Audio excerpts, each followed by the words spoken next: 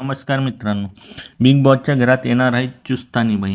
हो, हे खरं आहे. राखीने मस्तानीचा गेटअप केला आहे आणि गार्डन एरियामध्ये एका सदस्याची राखी बोलताना दिसते व राखी बोलते की मी मस्तानी नाही, चुस्तानी बाई आहे आणि आता मी सगळ्यांचंच रक्त चुसणार आहे. इकडे रुचिता सोफ्यावर बसलेली आहे. तेव्हा राखी तिला बोलते, "ए कनीज, माझे भांडे घास, कपडे धु." यावर रुचिताला चांगलीच आग लागते. ऑलरेडी ती तव्यावरच बसलेली असते.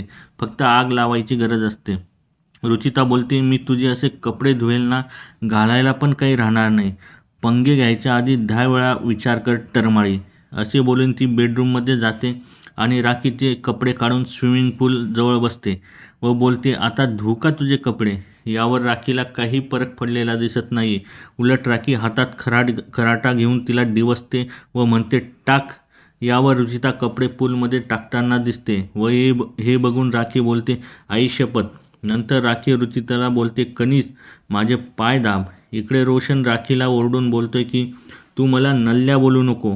फक्त यावर राखी बोलते, "नल्ल्या म्हणजे तू कुठलंही काम करत नाही, कुठल्याही मुद्द्यावर बोलत नाही, त्याला बोलतात नल्ला."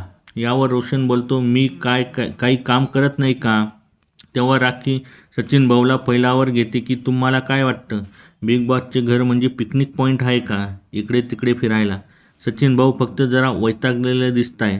आता काय बोलू या बाईला, असं ते म्हणताना दिसत आहे. मात्र रोशन परत चिडतो व बोलतो, तुझ्या जागी जर पोरगा असता ना तर आता फोडून टाकला असता मी.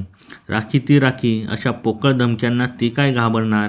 यावर ती बोलते, आहे तुझ्या दम तर कर.